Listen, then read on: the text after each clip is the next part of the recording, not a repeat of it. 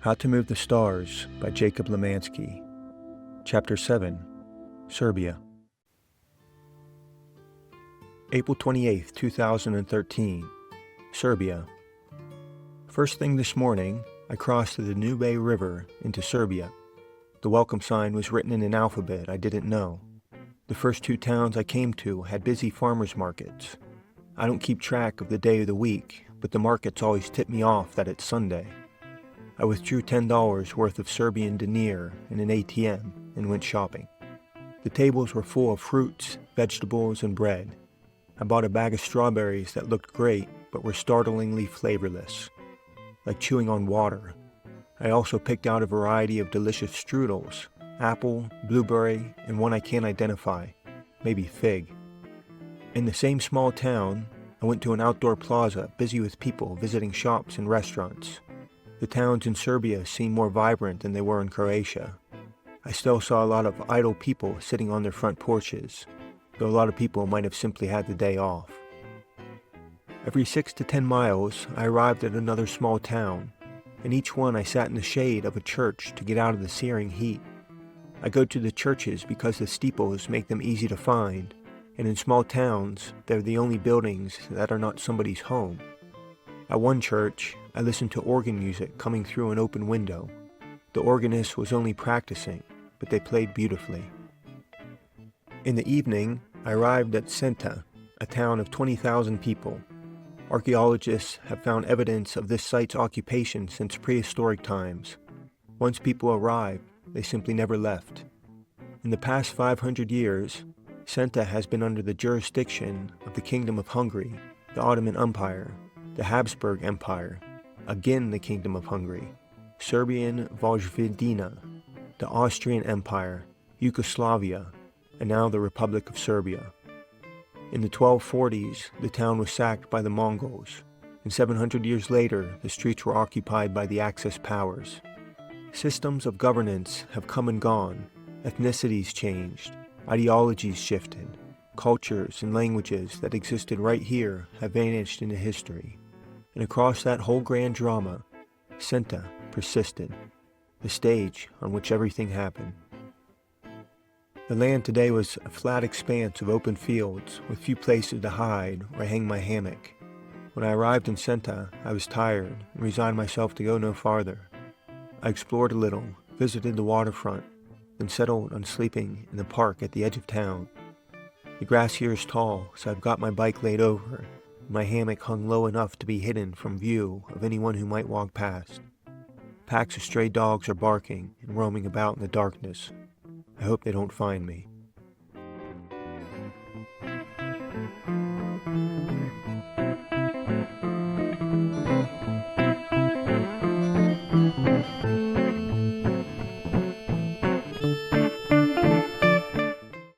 April 29th, 2013, my birthday. I was in my late teens when the idea struck me that I had little more than a decade to determine what I could accomplish with a young man's body, when I'd be at the athletic peak of my life. Knowing what I was ultimately capable of became important to me. I didn't want to grow old wondering how strong I could have been. One way I've come to measure myself is to run my age in miles on my birthday. I've done this every year since I was 22. Each time was the farthest in my life I've ever run. I never finished with speed or grace. The point was not to succeed easily, but to test my mettle. Today, I turned 29 years old, but instead of running my age, I am bicycling around the world.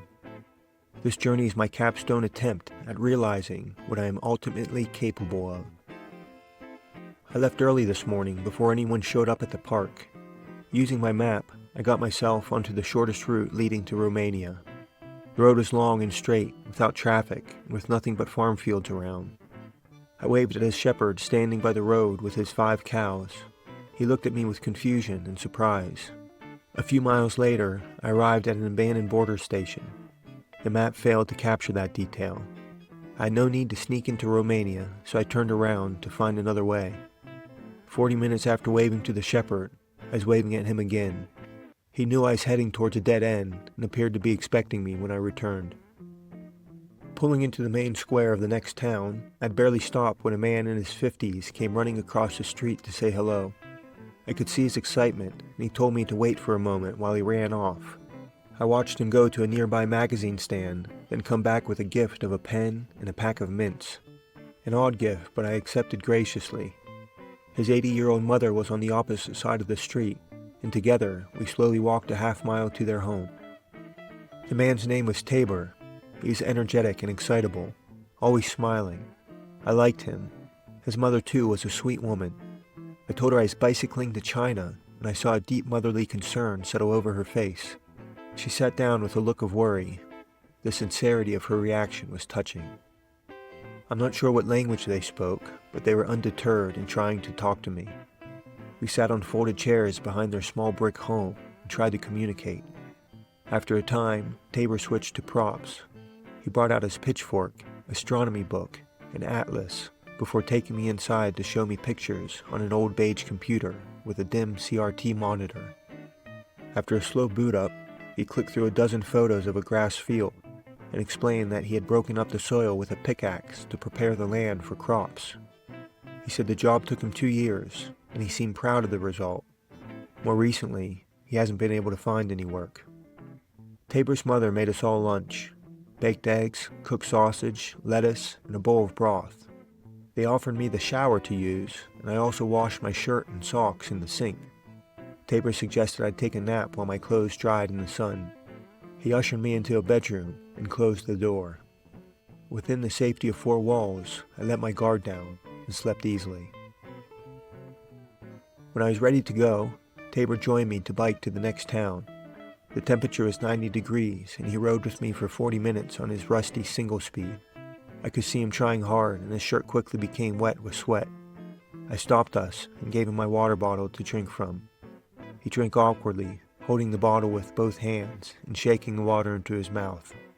Seemingly, this was his first time using a squeezable bottle. Tabor and I parted ways at a quiet intersection surrounded by farmland. I tried to convey my appreciation and shook his hand, thanking him. 2 women were there hitchhiking in the same direction I was going, and as I was leaving, Tabor explained my trip to them. I waved goodbye, and they all waved back. A half hour later, I was at the next intersection and saw the same 2 women. I asked them which way to Romania, and they pointed me in the proper direction. At the last town in Serbia, I stopped to fill my water bottle at a tiny ice cream and hamburger shop. I spent the last of my Serbian money on 2 hamburgers and 2 ice creams. I was showing my bike to a couple boys when a sharp young man with his pretty wife arrived. The man said hello and introduced himself as Alexander. He spoke fluent English, so we talked while I ate. I told him I planned to sleep nearby, then cross into Romania in the morning. He explained that camping in Serbia is very dangerous and that I should never try. I told him about camping in the park last night, and he said if the police had found me, they would have wanted a bribe. When he offered me a room for the night in his own house, I accepted. Together with his wife, we walked across town to where he lives with his grandfather. Alexander grew up in Germany and learned English there. He moved to Serbia because he is currently exiled from the EU for 3 years over drug-related charges.